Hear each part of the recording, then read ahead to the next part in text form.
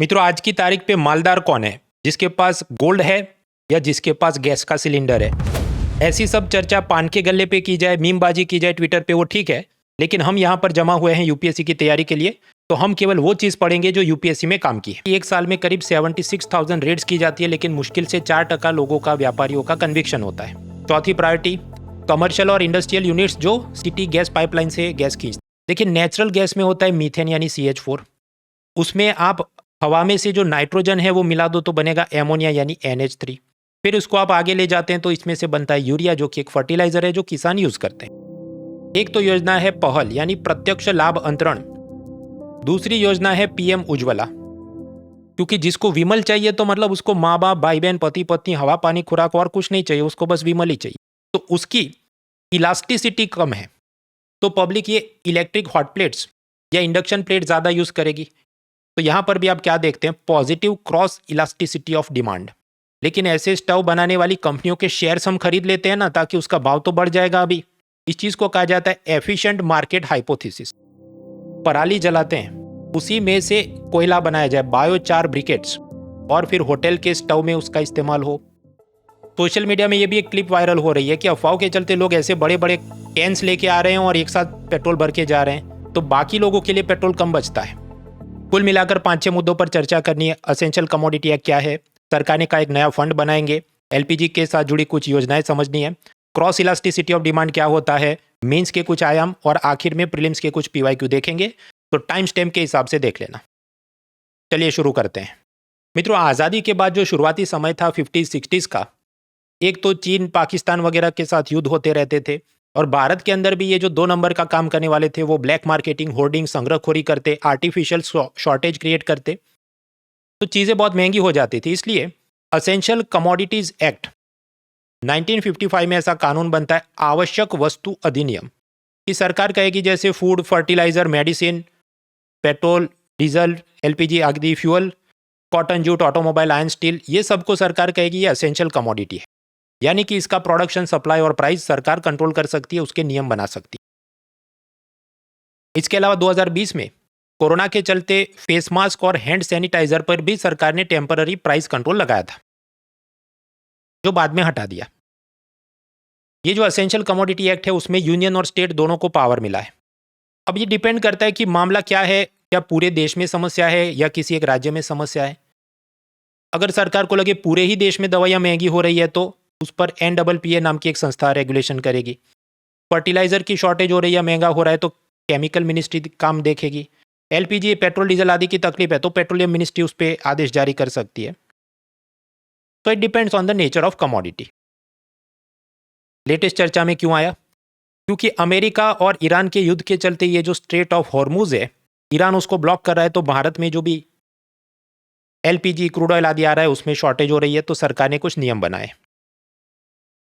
तो essential commodities act के तहत पेट्रोलियम मिनिस्ट्री ने नियम क्या बनाया, ये जितना भी ये सब गैस आ रहा है उसमें सबसे पहली प्राथमिकता होगी डोमेस्टिक, मतलब घर में ये जो रसोई के लिए गैस चाहिए, और ये रिक्शा, टैक्सी आदि में जो CNG यूज़ होता है, सबसे पहले इन सेक्टर को जाएगा। और उनका कोटा रहेगा 100%, यानी पिछले 6 महीने में एवरेज जितने किलो यूज़ किया था उतना उनको मिलता रहेगा। सेकंड प्रायोरिटी मिलेगी फर्टिलाइजर यूनिट्स को, जो किसानों को फर्टिलाइजर, यूरिया आदि सप्लाई करते हैं। उनका कोटा रखा गया 70। ये समझते हैं कि फर्टिलाइजर इंडस्ट्री ने पिछले 6 महीने में एवरेज कितना गैस यूज़ किया था, मान लो 100 किलो, तो उनको मिलेगा उसका 70%। उसी तरह तीसरी प्रायोरिटी चाय और बाकी मैन्युफैक्चरिंग इंडस्ट्री को। चौथी प्रायोरिटी कमर्शियल और इंडस्ट्रियल यूनिट्स जो सिटी गैस पाइपलाइन से गैस खींचते हैं। मतलब कमर्शियल में क्या आएगा, जैसे होटल, रेस्टोरेंट वाले। तो वीडियो पॉज करके जरा आप ये कोटा सिस्टम समझ लीजिए। 4, 3, 2, 1। इसके अलावा LPG सिलेंडर जो आम जनता बुक करती है उसमें भी बोला गया है कि एक बार गैस बुक कराया फिर 25 दिन बाद ही दोबारा गैस बुक करा सकते हैं, ताकि कुछ लोग सारा माल कॉर्नर नहीं कर ले। बीच में कूलिंग ऑफ पीरियड रखा है। कुछ लोगों को ये प्रश्न होगा कि फर्टिलाइजर इंडस्ट्री को गैस की क्यों ज़रूरत पड़ी। देखिए, नेचुरल गैस में होता है मीथेन यानी CH4। उसमें आप हवा में से जो नाइट्रोजन है वो मिला दो तो बनेगा एमोनिया यानी NH3। इसके साथ जुड़ा कंसेप्ट है हेबर केमिकल प्रोसेस। फिर उसको आप आगे ले जाते हैं तो इसमें से बनता है यूरिया, जो कि एक फर्टिलाइजर है जो किसान यूज़ करते हैं। कुछ लोगों को प्रश्न होगा कि ये यूरिया या फर्टिलाइजर होता क्या है। तो जिस प्रकार से दूध में बॉर्नविटा मिलाने से आपकी हेल्थ और अच्छी हो सकती है, उसी तरह जमीन में अपने तो पोषक द्रव्य हैं, लेकिन उसमें ये यूरिया और बाकी फर्टिलाइजर ऐड करने से न्यूट्रिएंट और बढ़ते हैं, तो प्लांट की हेल्थ और इंप्रूव होती है, फसल की उत्पादकता बढ़ती है। फिर वापस आते हैं तो असेंशियल कमोडिटी एक्ट देखा और उसमें ये नई कोटा सिस्टम लगी वो देखी। दूसरा मुद्दा है कि एक नया फंड बनेगा। मान लीजिए एक फर्टिलाइजर कंपनी सोचती है कि यूरिया का एक बैग मैं 1000 रुपये में किसान को बेचना चाहता हूँ, तो सरकार कहे नहीं इतना महंगा मत बेचो, 600 में बेचो, और इसमें जो कंपनी का लॉस हुआ तो 400 रुपये सब्सिडी भारत सरकार उस कंपनी को देगी। अब ये तो बराबर है, लेकिन ये स्ट्रेट ऑफ हॉर्मुज में जो प्रॉब्लम है उसके चलते यूरिया बनाने का खर्चा 1000 रुपये की जगह 2000 हो गया, तो भारत सरकार ने पहले से ज़्यादा सब्सिडी देनी होगी, तो सब्सिडी का बिल बढ़ जाएगा। पहली तारीख को, 1 फरवरी को जो बजट पेश किया था उसमें जितना सब्सिडी मांगा होगा, अब पता चला और हमें ज़रूरत होगी। और फर्टिलाइज़र तो एक बात हुई, उसके अलावा और बहुत सारी चीज़ें महंगी होगी जिस पे सरकार ने काबू करने के लिए कुछ सब्सिडी एक्स्ट्रा बढ़ानी होगी। तो अभी कुछ दिनों पहले सरकार ने वापस पार्लियामेंट में प्रस्ताव रखा कि हमें एक इकोनॉमिक स्टेबिलाइजेशन फंड, यानी कि आर्थिक स्थिरीकरण निधि या कोष बनाना है। उसमें 1 लाख करोड़ रखते हैं, और ये पैसों का उपयोग क्या है कि वेस्ट एशिया और गल्फ रीजन में जो समस्या हुई है उससे भारत को जो आर्थिक प्रॉब्लम होने वाली है उसे हम एड्रेस कर सकते। नया फंड देख लिया। अब बात करते हैं एलपीजी से जुड़ी कुछ योजनाएं। मित्रों, लेटेस्ट यूपीएससी रिजल्ट में अनअकैडमी का हिस्टोरिक परफॉर्मेंस है। हमारे 100 से ज़्यादा लर्नर्स ने यूपीएससी क्रैक किया है। इसमें हम लोग ये free mock test, free mock interview, ये सब डेटा देख के भ्रमित नहीं कर रहे हैं। केवल रियल टॉपर जिन्होंने हमारा ऑनलाइन क्लासरूम प्रोग्राम और उसका पेड सब्सक्रिप्शन लिया था उसकी बात हो रही है। सर, मैंने जब इंटर्नशिप के टाइम ही ऑनलाइन कोर्स अनअकैडमी का लिया था, और तभी जो डिफरेंट एजुकेटर्स थे तभी मेरा फंडामेंटल्स स्ट्रॉन्ग होना चालू हुए, क्योंकि ह्यूमैनिटीज़ मैंने इतने पढ़े नहीं थे। ऑल्दो 10th तक मुझे सोशल साइंस और जो सब्जेक्ट्स हैं, लाइट सब्जेक्ट, काफ़ी अच्छे लगते थे, लेकिन सर उसके बाद एक डेफिनेटली एक टच छूट जाता है, काफ़ी चीज़ें मिस हो जाती हैं। बट वही एकदम से जो जिस इंटरेस्टिंग वे में पढ़ाया जाता है अनअकैडमी पे, तो काफ़ी अच्छा लगा। जैसे सर मुझे आपका, मैं कल बता ही रहा था, ज्योग्राफी पढ़ने में जिस तरह से आप पढ़ाते हैं, तो वहाँ कहीं ना कहीं एजुकेटर्स काफ़ी हेल्प करते हैं। और सिर्फ ज्योग्राफी नहीं, बाकी भी एजुकेटर्स हैं सर। हिस्ट्री में सर काफ़ी कुछ चीज़ें आपको जानने को मिलती हैं। इकोनॉमिक्स के फंडामेंटल्स मृणाल सर बहुत स्ट्रॉन्ग कराते हैं, तो सर ऐसे हेल्प होती है सर। ऑल इंडिया रैंक 1 से लेके करीब 100 से ज़्यादा हमारे ऐसे टॉपर्स हैं। एवरेज वॉच टाइम इनका निकाले 400 घंटे से ज़्यादा इन्होंने अनअकैडमी पर पढ़ाई की है। और इस खुशी में हमारा 1 साल का पूरा सब्सक्रिप्शन अवेलेबल है केवल 16,999 में, जिसमें आपको प्रीलिम से मेंस, जीएस से सीसेट, थियरी से करंट, एनसीईआरटी से advance, all the way up to mains answer writing with evaluation सब कुछ मिल रहा है। लेकिन ये 16,999 का ऑफर केवल लिमिटेड टाइम के लिए है। फिर ये प्राइस वापस अपनी नॉर्मल रेंज में आ जाएगा, जो करीब 19,999 और उसके ऊपर जाता है। तो देर ना करें, जितना जल्दी जुड़ेंगे उतना जल्दी आपका सिलेबस कंप्लीट होगा, तो फिर आप रिवीजन, मॉक टेस्ट और मेंस आंसर राइटिंग पे फोकस कर पाएंगे। बाकी डिटेल्स डिस्क्रिप्शन में है। डिस्काउंट कोड याद रहे, mrunal.org। अच्छा, वापस मुद्दे पर आते हैं। एलपीजी से जुड़ी योजनाएं। एक तो योजना है पहल, यानी प्रत्यक्ष लाभ अंतरण, जिसमें ministry of petroleum and natural gas cylinder खरीदने पर गरीबों को, मिडिल क्लास को एक एक सिलेंडर पर करीब 300 रुपये सब्सिडी देती है। दूसरी योजना है पीएम उज्ज्वला।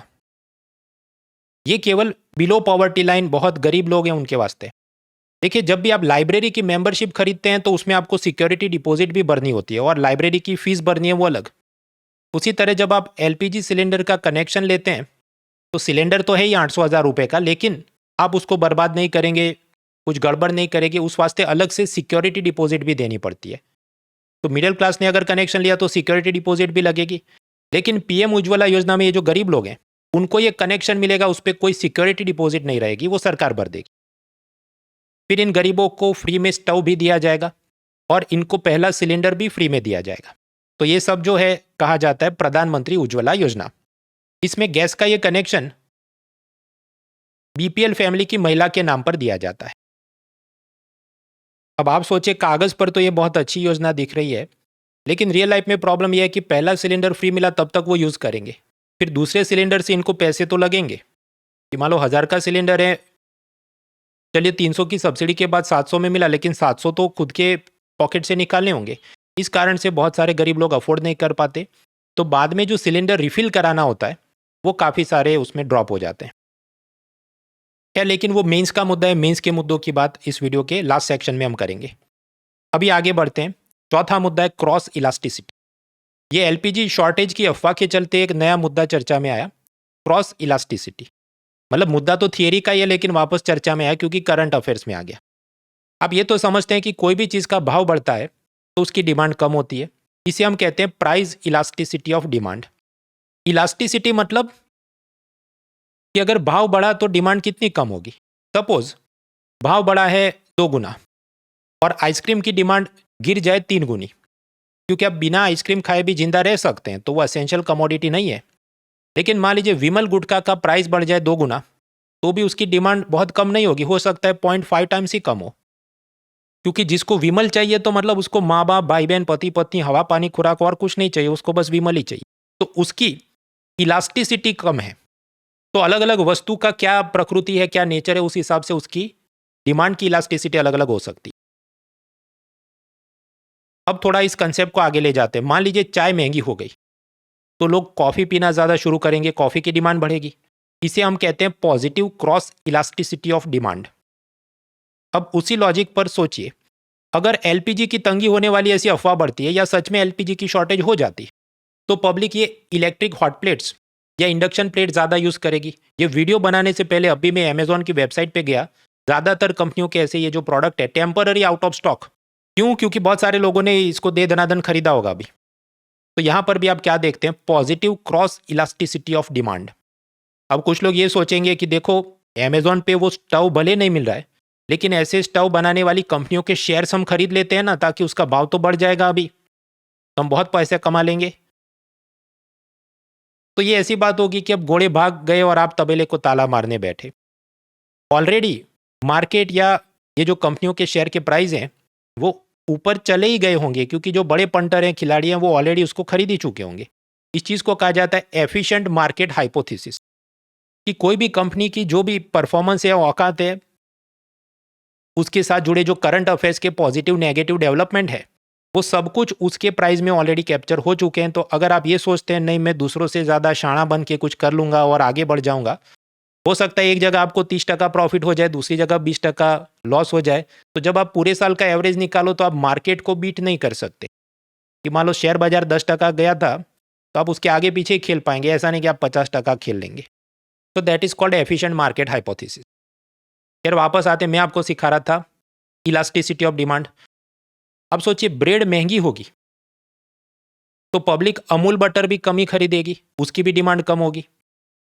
तो इसे आप क्या कहेंगे, नेगेटिव क्रॉस इलास्टिसिटी। क्योंकि एक चीज का भाव बढ़ रहा है तो दूसरी चीज की डिमांड कम हो रही है। अच्छा, आईफोन महंगा हुआ तो विमल की डिमांड पर क्या असर होगा? जवाब है कोई असर नहीं होगा। इसे क्या कहेंगे, जीरो क्रॉस इलास्टिसिटी। तो हमने इलास्टिसिटी देखा। नेक्स्ट मुद्दा है यूपीएससी मेंस के लिए कुछ आयाम देख लेते हैं। ठीक है, तो अब इसके साथ जुड़े कुछ मेंस के आयाम देखते हैं। 2019 में इकोनॉमिक सर्वे ने पाया कि ये असेंशियल कमोडिटी एक्ट का मिसयूज यानी दुरुपयोग ज़्यादा हो रहा है। वो ऐसे कि एक साल में करीब 76,000 रेड्स की जाती है, लेकिन मुश्किल से 4% लोगों का, व्यापारियों का कन्विक्शन होता है। मतलब ये तो ऐसी बात हुई कि ट्रैफिक सिग्नल पर रोका कई लोगों को जाता है, लेकिन सबका चालान नहीं कटता क्योंकि कांस्टेबल ने रिश्वत लेके बहुत सारे लोगों को छोड़ दिया। शुगर, चीनी आदि कोई भी चीज़ की शॉर्टेज हो जाती है और सरकार एसेंशियल कमोडिटी एक्ट के स्टॉक लिमिट लगाती है, उससे कोई फ़ायदा या सच में महंगाई कम हुई हो ऐसा प्रमाण, सबूत नहीं मिल रहा है। दूसरा, जब भी इलेक्शन आता है तो सरकार ज़्यादा डर डर के रैंडमली स्टॉक लिमिट लगा देती है। इसके चलते जो जेन्युइन फूड प्रोसेसिंग कंपनियां हैं उनको भी परेशानी होती है, वहाँ पर भी जाके इंस्पेक्टर रेड मारते हैं। जबकि मान लीजिए ब्रिटानिया बिस्किट कंपनी है तो उसको पूरे साल उसको जो भी गेहूं है, मैदा है, चीनी है, स्टॉक करना पड़ेगा, लेकिन उसको भी लपेटा जाता है। साल 2020 में सरकार ने कोशिश की कि इस असेंशियल कमोडिटी एक्ट के ये जो प्रावधान है उसमें फूड प्रोसेसिंग कंपनियों को माफ़ किया जाए, उनको एक्सेप्शन दिया जाए। लेकिन 3 किसान कानून जो बने थे उसमें यह भी प्रोविजन डाला था। तो फिर किसानों के विरोध के चलते इसको भी हटाना पड़ा, जबकि इसका किसानों के साथ सीधा कोई लेन देन था नहीं। कांच पिघलाने के लिए भी आपको ये गैस या कोयला या कोई तो हीटिंग सोर्स चाहिए। तो अगर गैस की शॉर्टेज रहेगी तो कांच कम बनेंगे। तो ये जो दवाइयों के एम्प्यूल्स होते हैं, इंजेक्शन की शीशियाँ होती हैं, उसकी भी शॉर्टेज होगी तो पब्लिक और परेशान होगी। यानी आप सोचिए कि पूरी दुनिया की इकोनॉमी आपस में कैसे इंटरकनेक्टेड है। मेंस के लिए एक और भी प्रश्न, how to reduce this LPG shortage या डिपेंडेंस। तो हम ये कर सकते हैं कि किसान जो पराली जलाते हैं उसी में से कोयला बनाया जाए, बायोचार ब्रिकेट्स, और फिर होटल के स्टव में उसका इस्तेमाल हो। उसी तरह मान लीजिए थर्मल पावर प्लांट में 100% कोयला इस्तेमाल होता है, उसमें 5 to 7% हम ये बायोचार ब्रिकेट्स मिलाएं तो कोयले की भी निर्भरता कम हो सकती है। कुछ साल पहले बजट ने ये सब अनाउंस किया था, लेकिन अभी तक ग्राउंड लेवल पे बहुत ज़्यादा काम नहीं हुआ है। यूपीएससी ने एक बार मेंस में पूछा भी कि time to repair the roof is when sun is shining. बारिश आए तब आप छत की मरम्मत करो, वो सही नहीं है। जब सूर्य प्रकाश था तभी उसको रिपेयर करना चाहिए था। तो बहुत सारी ऐसी चीज़ें होती है, जब बम फटता है या क्राइसिस आती है तभी हम उसके बारे में सॉल्यूशन ढूंढना शुरू करते हैं। सोशल मीडिया में ये भी एक क्लिप वायरल हो रही है कि अफवाहों के चलते लोग ऐसे बड़े बड़े कैंस लेके आ रहे हैं और एक साथ पेट्रोल भर के जा रहे हैं, तो बाकी लोगों के लिए पेट्रोल कम बचता है। ये भी यूपीएससी ने निबंध में पूछा